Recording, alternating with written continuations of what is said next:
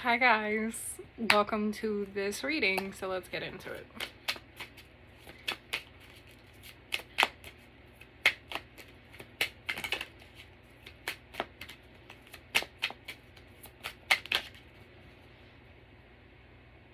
So we have Judgment, the Queen of Swords, and the Four of Pentacles. I think one of you, or maybe a few of you, I'm not entirely sure on the numbers game, but there is this calling, this echo, almost kind of like there's like a higher, almost like a higher purpose, right? But this feels like almost things that you have realized that you've just held on to, and you feel like it's time for you to move on. It's almost like you're being guided out of this. And for one of you, you are being guided. I feel like you are starting to become aware of things in your space that just you've held on to because they were a comfort, and now it's to the point where it's like you don't see the value of that. So now you're trying to get rid of it or move on from it. There's this energy where you thought you were very secure and now you're not. And you're re-evaluating or reanalyzing everything that's going on. There is this opening of the mind.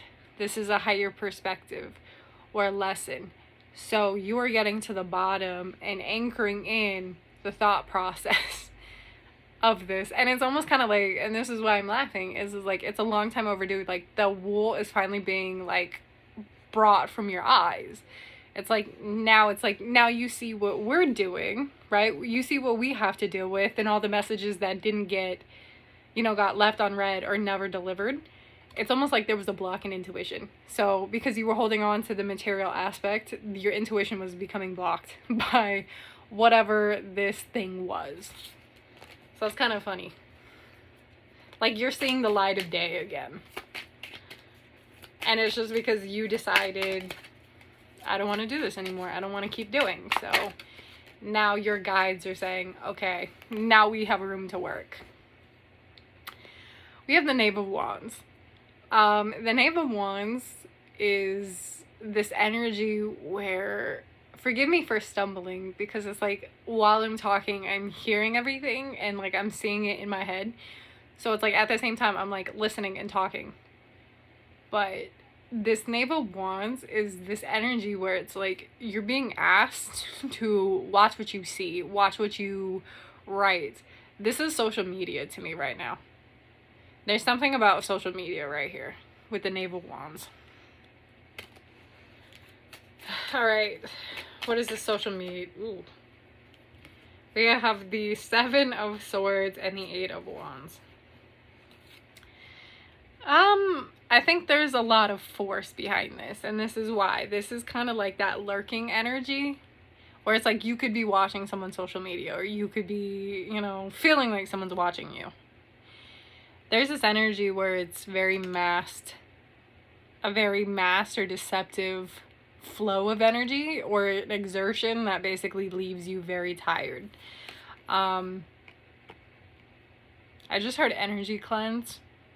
So, because usually the Seven of Swords usually talks about deceit, basically stealing or doing something under the cover of another thing, right? And then this is usually fast energy, and usually the Eight of Wands is talking about communication, but in a sense, this is almost like deceitful communication. This is almost like deceitful, purposely hurting someone. There is this energy where it's manipulative. I think this is to get a reaction out of someone, like you send something or whatnot, and then you try to get a reaction. There is this energy where it's like you are literally purposely, or someone is doing this to you, purposely causing a reaction. Interesting.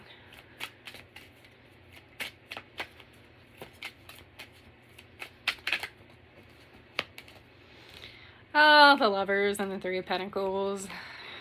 I think a lot of you are trying to work in unison with someone else, or basically you love what you do. The Three of Pentacles usually talks about friendships, mutual exchange between colleagues, right? For some of you, you could basically be having like a work fling, right? And you think it's all good and dandy. There's really something about someone watching you that's like, they know someone is in a relationship and yet they're watching, trying to basically barge themselves in another relationship, right? I almost, as if, want to say there is this energy where it's like someone was abruptly put a halt to. Like they tried to come in and someone's guides or basically you or like, nope, no thank you. So what exactly is this Lovers and Three of Pentacles, please?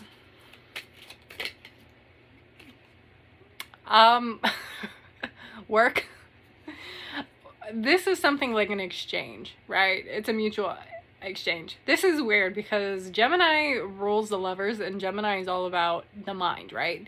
It's very flirty. It's very advantageous. It's very adventurous. There's this energy where it's like, it's a life bringer. There's this energy where it's almost kind of like halt, but there's something that gives life about this. There is that energy that it's giving life, right? We have the Two of Wands. So this is watching energy, or basically making plans. So what you don't see, for those that have a work fling or basically someone you can work with, I feel like maybe this is like a mission or a lesson that you guys are to work on. This energy with this too, they're making plans. There's someone about making plans with you, but in a sense, it takes two to tango. That's what I heard when I saw the two. I was like, it takes two bodies to collide. So there's this magnetic force that's bringing you in anticipation, like to bring together, right? And it's almost like you both are watching each other. I don't know how to explain that. It's watching each other. I want to say with the Two of Wands, I also see this as like kind of third eye. And I think this could be dream and telepathy, astral projection. The Magician. See, I literally said it. Astral projection. This is something like they're conjuring you. They're basically pulling your divine essence into their life. Or this is vice versa. But this is definitely giving me like, they see the world. They see everything, right? And this energy is almost kind of like you give them life. Like life force. It's like you make them feel high off of your energy. Or vice versa. But kind of misplaced, to be honest. I think that they want to do the work with you, or they're working on themselves. But there's just this slight possibility that they're kind of hung up on a third-party situation, whether this is a person, place, work, a habit, a mindset, you know, things like that. Because we can all talk negative to each other, you know, and to ourselves. So I kind of feel like this person has a lot of like juggling that they're doing, trying to bring balance. And I kind of feel like they're looking at you to bring balance. It's almost kind of like they expect it from you. Like they bring protection, you bring balance and peace. There's this like mutual understanding that's not written. It's just accepted between the two of you. So you know how I was telling you about like how there could be a third party? I feel like, how to say this because my heart hurts in this way for you. Like my heart hurts physically. I just feel like there's so much anxiety that freaking you guys are constantly pissing each other off by talking to each other in a very negative way. Where it's like you look at them and you think, they haven't changed. You know, or they're changing, but they're doing it on a very glacier pace, right? And then they look at you and it's like they're trying to be positive. In a sense, they're already negative as is, but they see this energy between the two of you and it's very conflicting. So usually this talks to, you know, the Five of Wands to me is almost ego. So again, there is an ego matter between the two of you that needs to be ironed out and to work through that. And there's something about having this argument, there's something about you purposely being pissed off that turns them on. I think it's the fact that they're wired weird. But yeah, like emotions they think that they're afraid of it, but honestly they have a pretty good grasp on the human emotion. So I feel like they're trying to purposely piss you off or cause an argument between the two of you, because it's like, I still care. Like, if you're still mad at me, you still care, right? You care about being this, worked out. So if you aren't pissed off at me for doing this, and this could go back to the Seven of Swords and how it's almost deceptive coming across, I feel like this is probably what it is. Is something wrong with the ego, that it's not clicking? I don't know. That's interesting. I feel like you guys love to hate each other more than you actually love each other. I don't know how that works. That's very toxic. So this person could be, or you could be used to toxic relationships, or coworkers, or family, and it just basically juices you. I don't know. Okay, so emotions to you are very addictive. It's something that's like, if I can feel, then I feel alive. In a sense, it's like you're an emotional battery that needs to be constantly juiced, whether right or wrong. There's this energy right here with this. So with the Queen of Cups, I feel you have a lot to give in a very emotional way when it comes to in a relationship. But there's this energy where it's like you just give and give and give and give, and you hope that you get this back. And sometimes it just doesn't work that way. Like, it's not in your court. So Spirit is saying, draw your energy back to you and draw boundaries and stop giving and start giving to yourself. Because you're doing an eye for an eye, and you just need to pull back and rest, because you're not seeing... This is going back to that judgment call of being like, I don't want to do this anymore, so I'm going to stick to my guns. This is like tried and true. Like, there's just so much that you keep flip-flopping back and forth that it's causing so much anxiety to peak. So if you're abusing like alcohol and say like drugs to basically numb yourself, this is where you notice like you think even more, or you basically just try to distract yourself. There's something about like distractions that you're trying to do to get over this. And I feel like you doing this is actually how this person gets to you even closer. So like when you're in your feels, they pick up on it, and then boom, it's almost like they're watching you play out your emotions, and they're like trying to figure this fucking logically out. So basically when you figure it out, this person already has figured it out. There's something about this person is constantly watching you, trying to fucking piece you together. But it's like they almost have the wrong connotation about you. It's like you make them see what they want to see, or what you believe that they see in you is like something you have to mask. So there's this energy of like not being truthful, even to each other or to yourself. Alright, so we have the Knight of Chalices in reverse, followed by Justice. I feel like one of you is waiting for an apology from the other, and I'm just hearing you can kiss my ass and go to hell. Like, I honestly feel like this is more egotistical to be like, I'm not giving you an apology because I did nothing wrong. Like, how you're acting is on you. So honestly, you should be like apologizing to me for your behavior and what you tell me telepathically, or what you're telling me in the soul realm. There's this energy where they think that they are owed an apology for you like just not caring, you know? I feel like they think that you should bow to their feet. There's something about that they want you to be submissive enough because they don't like how strong you are. So when you get into a strong energy, it's almost very masculine, and freaking it forces them into their feminine energy, or into that fight or flight. And they're just trying to pull away as much as possible, because even though they find it sexy or like interesting that you can blow your top, the moment you actually do it, it's terrifying, because it's off with their head at this point. That's how I see how like bad your temper is. It's not violent temper, but it's enough that your words will hurt. Like, you have a very pierced tongue.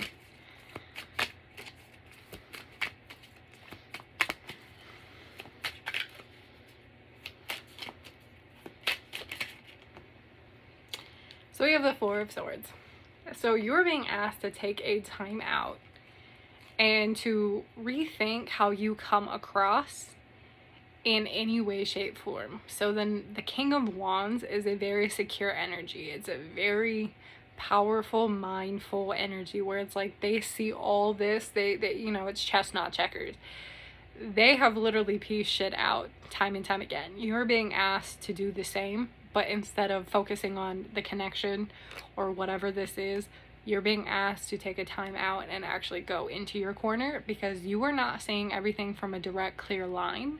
And Spirit is saying when you take this time out, you'll actually more focus and shift from your path to the path ahead of you versus the connection itself, because the connection is just, it's in limbo. That's what I get. I get limbo off of this. So we have the Empress and the Ace of Chalices. Okay, so with you, for those who identify as the feminine energy, when you basically take the time out and focus on you, specifically your self-care, you're going to glow. You're just going to stand in your entire being. So the Ace of Chalices is actually asking you, like an invitation to be like, will you come with me? Will you understand me? So this is this inner, like, being itself. So you need to find your garden of paradise, your garden of femininity, whatever the fuck this means, because this is a Venus energy. And this is crazy because if you resonate with any love goddess or basically anybody who has like the divine feminine in any aspect or tradition, you're being asked to call upon them and actually start learning. So if you start seeing like roses or basically very feminine floral flowers, this could also be like you're working with specific perfumes or colognes that you would switch up that you don't find good. You're gonna start being like, oh my god, like your olfactories, you're gonna pick that up and to be like, that's so good, like, you know what I mean? You're gonna start shifting up. There's something about you glowing. So you're taking care of your skin, you're taking care of your mental habits, you're taking care of your body, things like that. You're gonna start more focusing on shifting to yourself instead of worrying about outside perspectives. All right, so you're supposed to be like locked into being like the ruler of your own kingdom. Like you don't need anybody, don't ask someone to save you. Like you got this, okay? So your intuition, I wanted to say this. Your intuition is actually going to start showing you shit that you would not see in before. So you're gonna start connecting with like minds or like spirits. So Spirit is asking you to obviously protect yourself while you're going through, but you need to start saying like, if this is for me, give me this specific sign, and like state it and make it weird, you know? I fucking did purple hippos, okay? Like legit purple hippos, and I never expected someone to be like, oh, I just saw a purple, you know, hippo plushie. Just sent me that out of the blue, and it took like 3-4 months, but it happened. And so, like I said, I try to make it as weird as possible because you don't see weird shit like that, you know? Okay. So you have a messenger of the divine, okay? This is the thing. Okay, so someone's ancestor, grandmother, grandfather, sister. I heard grandsister. So basically your grandparent's sister, or someone you think, oh my god, this is my spirit sister in spirit, right? That, if that's how you want to like relate. Okay, did I miss anything? The Ace of Chalices. Abundance. Okay, you have abundance of everything. This is not just monetarily like funds, shit like this. This is abundance of this. You have a very strong intuition and a very strong power. So Spirit is saying use your power wisely. So okay, what is this power that's being activated when they get into the divine essence, their own power? Queen of Swords. You have the ability of foresight, right? And this is like this mental cognizance, you know, clairvoyance, almost things. You have a clearness of mind. So this is also clearness of speech. There's something about you cleansing your mind, or cleansing and getting rid of everything. Putting and filing. There's something like your mind is your superpower, okay? Like you literally train it, do whatever. I'm like seeing you exercise your brain. It's almost kind of like I see like someone like pulling their brain out, putting it on a leash and like walking it and like tiring it out so they can do this. So you could be starting to work out or basically do mental exercises that cause your brain to stop thinking crazy. So there are some patterns, mental patterns, thought patterns that need fixed. Okay, so we have the wheel, we have strength, and then we have the Empress. Okay, so you are looking outside yourself at the world and the abundance, right? You have a very strong feminine energy, right? This is that homemaker energy without actually being a homemaker, okay? Okay, so the wheel. There's a lot of things because it's a very fixed energy and we live in a very fixed 3D world, right? So you are being asked, like when you get into your kingdom, your essence, right? Your crowning moment, you are being asked to stop looking outside for other things that need saved. You're being asked to draw back into yourself and know that you will be taken care of in one way or the other, even if shit goes wrong. So strength is kind of like you're finding your inner being again. I think I want to say this. I really do. Strength is not always loud. It's very quiet. I feel like in this sense, I feel like the world owns you right now. I feel like you're a slave to the world and you feel like you need to be a part of it and you need to make your mark. There's something about you needing to basically take your power back and be autonomous, but there's something about you don't want to share that. And that's what I get off of this energy. It's like you don't want to compete with other people who are in their divine essence. And so this is why this is coming off very worldly or secularly, is that your energy is just to the point where it's like, I know I'm good enough, I'm great, blah, blah. There's this energy that just does not want to share. Why? Why does this energy not want to share? So we have the Two of Cups. There's hurt. I feel like there's just been people that you've just given time and time again. So there's an energy that you're stuck in the past. There's this energy of constantly like, if I put myself out there, it's going to end disastrously. This is not whole. This is not unity. This is that competition mind to the point where I'm going to get mine, you're going to get yours. There's this energy where it's very split. So, again, this is that inner healing. I feel like you can see a fountain, the water's not running, but you can tell that there's so much water or something in it, but it's not flowing. There's like a clog in the pump or something, and it's not sucking the water out and like making it beautiful. There's that energy where it's like, it's clogged, it's polluted, and it's just like right here. So someone is telling themselves over and over again, like, you know what happened last time. And it's like, you didn't learn to me last time. So it's like matters of heart over head, head over heart. There's this energy where it's not core-aligning and cohesive. I think you're playing like the spilled milk, you know, crying over the spilled milk. All right, so the Magician. So it's like you create your reality, you create your world. So basically you keep telling yourself that you're going to close yourself off, you're going to isolate. So basically the Magician is like, if you want to heal, you can literally conjure up your healing in any way, shape, form. You don't need social media to tell you to do shadow work and all this other shit. Like, you don't need therapy. You can literally watch videos on YouTube and just go about your day, you know, or audiobooks, whatever you want to do, to just take time out and learn yourself. The Magician is this conjuring energy, is like there's magic in the world and there's magic in you, and you deserve to be tapped into it. You deserve to have it, you know what I mean, within reason. There's this energy of like, I want it, I want it. There's something brewing. It's like you're being conjured. There's this energy of something coming up and it's like eating at you, but yet you're not doing anything about it. King of Swords. See, it's all up in your mind, and it's like you're playing it out. It's almost like role play energy. It's like you're watching it, fantasizing about it, and it's just like it's there at the fingertips. It's like all you have to do is just do something about it, and it's there, you know. I almost feel like some of you are a sucker for immediate results, and when you don't get it, you get discouraged and it pisses you off, and so it's on to the next. Like, you don't give it a second thought. So if it actually does not work out the first time around, you're like, it's not for me. You know what I mean? It's almost like you're afraid of failing. That's what it is. So the Four of Pentacles is like you hold on to material success so much that you have to outprove yourself and outshine everything and anyone. There's this energy where it's like you are constantly in a light that it's like I need to be the life of everything, and if I'm not, then I'm not loved. There's that energy where you grew up into that, where you were constantly competing. See?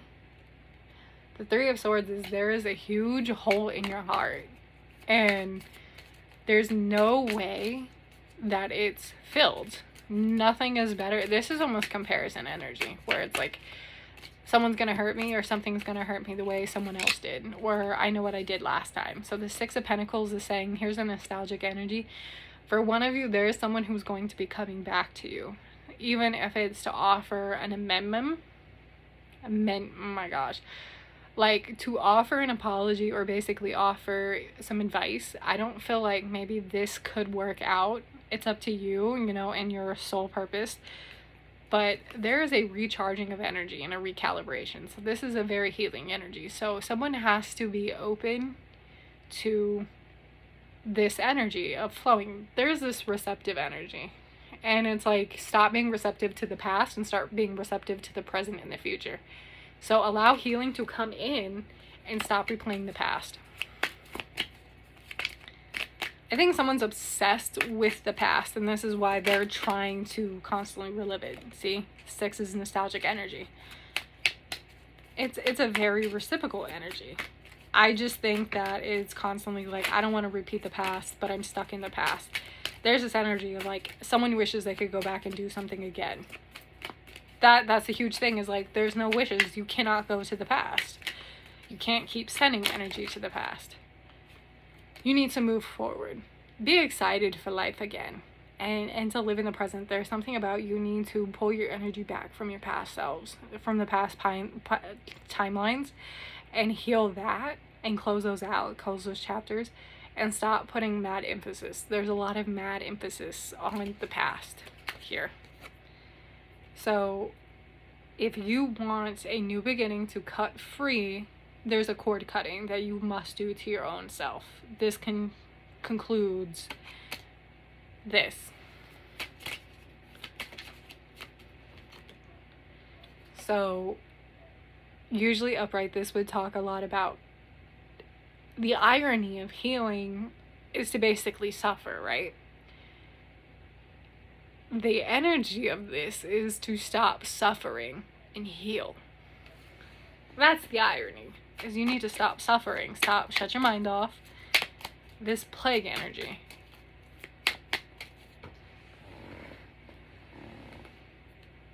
So take control and create life the way you are, because you are not in love with yourself. You're in love with the world. But it's time to get reacquainted to yourself. This is a huge thing, is self-care and to take care of yourself. So you can't love yourself if you constantly, search for yourself outside. This is the huge thing that you will learn later, is the world is a mirror to you. So if you attract everything, it's because parts of you are lacking it. So basically how you treat others and how you treat yourself is showing up in ripple effects. So Spirit is asking you to take a time out, clear your mind, cut cords to your past, heal them, and pull the fucking dagger out of your heart and stop completely stabbing yourself, okay? Oh my god, I'm seeing someone eat a Caesar salad and I'm just thinking Julius Caesar getting assassinated. Stop assassinating your fucking heart, please. Like, please, please, please stop ego tripping off your hurt and off your past self, because honestly, someone wants to love your fucking stubborn, broken self, and that person is you, and maybe someone else, for a handful of you. There's this energy of a masculine coming through that has similar wounds to you that they would like to basically lick and heal together.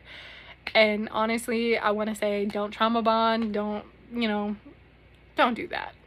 But honestly, be open to this person, because this person has a very sympathetic heart. And you are something that is a very loving thing. And honestly, I want to say this, for some of you, if this does not work out, they think of you as a mother or a grandmother figure.